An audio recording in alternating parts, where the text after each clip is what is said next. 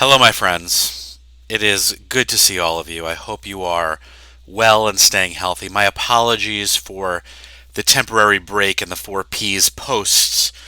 It took some time, honestly, to get adjusted to new ways of working and living and teaching and quarantining and zooming and other verbs.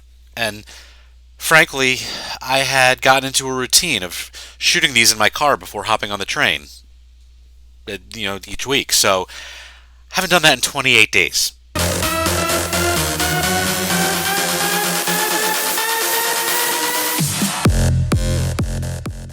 You will remember that I was among the first to panic, which some of you laughed at, but I was wearing my mask now, God, 6 episodes ago, which was actually like 10 weeks ago, warning everyone to prepare for this. So, how did I know? One of the benefits of living with a physician is secondary access to her network. Doctors from across the world were sounding the alarm about the spread of this virus and its virulence, and that went back like 3 months. They were connecting with each other in their Facebook groups and through video streaming. They were the first to see the actual first-hand effects of how this virus was ravaging different areas of the global population. And I'm now terribly afraid for the entire profession. The risks, the threats, and the impact that their exposure to this in terms of treating all of us and what it will have on global health and personal health. The outpouring of gratitude for healthcare professionals has been frankly inspiring, and I am proud of my wife and her colleagues for many reasons. The first, doctors are not just doctors right now. They are scientists trying to figure this shit out. They're educators trying to explain it to the rest of us. They're a police state trying to scare us all into staying indoors. They're public safety advocates, and they're now in politics because Lord knows our actual federal leadership and our government have blown it. First, using Trump's patented 4D approach of deny, deflect, distract, and divide. And then, when this ultimately became undeniable, then moving into self defense of themselves, and then defense of the country second. Every single day that my wife leaves the house to do her job, I am afraid, honestly, for what she and others might be exposed to. But I'm also buoyed by her courage, her resolve, and her determination. And while she was the first person that I can think of who was truly shouting from the rooftops to take this thing seriously, like 3 months ago, I cannot get mad at her for constantly shooting down my proposal to co host with me a daily live video chat on Instagram or Facebook, answering questions from friends and educating all of the rest of you guys, and just kind of having fun and shooting the shit. She doesn't want to do it. That's fine. Because she also looks damn sexy in those scrubs that she's been wearing to work again for the first time since she finished residency over 10 years ago.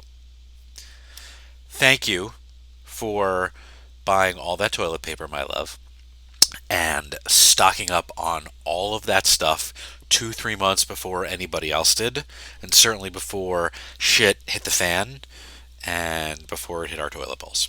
I love you. Any and all of the commentary about video conferencing and Zooms and WebExes, webinars, live streams, and all of these adaptations to working from home, WFH. I've loved the creativity, don't get me wrong. And a lot of companies are doing really great things. I've been inspired by all of the social good and humanity that we've seen. I've loved the live Instagrams and streams that my friends have been putting forth, all of it. So, yes, this is different. It is new and it is permanently altered with the state of the economy and instability, which is, putting it mildly, Every single business is currently in a state of uncertainty. People are spending less, right? Spending is down in most sectors. But anyone who says that this now is the future of work is fucking wrong and delusional. We are like 3, 4 weeks in and we're acclimating. But make no mistake, this is not and cannot be a new normal. So many jobs require in real life interactions, including mine and the marketing industry. We need to be physically together to collaborate, ideate, strategize, develop, produce content, just give each other shit. That's how creativity is sparked. I, for one, cannot wait to get back into the office, onto airplanes, at events, meeting partners, clients, prospects, vendors, and just hanging out in my conference room. We'll get there. And while it may be a while before we do, I pledge to complain less, unless, of course, it's about having to return ultimately to my daily commute and the Long Island Railroad, which will certainly not be better or changed in any way. But we've had 3 years of a president whose strategy of deny, deflect, distract, and divide has actually worked. Trump's unwillingness to take seriously this whole thing initially single handedly had a massive ripple effect on a large body of our national population that, until maybe like 2 or 3 weeks ago, maybe even less, didn't believe the hype or take it seriously. There's no defending that, and there's no denying that. So we are in it now. And it seems like any and all talk about the November presidential election has taken a backseat, unless you're one of the millions who are so fed up with the lack of leadership and failures of government to protect us that you are like so angry that you're ready to stage a military style coup. But with the failings of our federal government comes heavy praise for the honesty and visibility and the actions of many of our governors at a state level. Here in New York, Governor Cuomo, who is now celebrity du jour, has been stellar. He's been prepared from the beginning, talking about what actions are needed and what he has the ability to control and not control. He was like the first to call for federal regulations and standards as far as applications of social and commercial and recreational restrictions. To his point, what good is one state taking action when a neighboring state does not? If only there was an opportunity for us to elect Cuomo as president in 2020. But selfishly, I am more than happy having him responsible for and running the show here in New York State. Sorry, everybody else. I know very little feels practical at this point, and this advice may not feel welcome or appreciated, but staying the fuck home is something we should have all been doing for far longer than any of us actually started doing. We would have prevented a curve, let alone flatten it, and we knew this was coming. Yet, people are still shopping, going out, doing things that aren't essential for survival. I get supermarket shopping to an extent. It's just not safe to be out there, and it never was. Spacing out grocery needs to once a week and then allowing time for others to get what they need will keep the supply chain going to keep up with the demand. But if you can avoid going out altogether, please do it. I have worked from home, and I know battling distraction and staying disciplined can be hard. Staying focused is nearly impossible when you got kids and dogs and a lot of shit going on TV.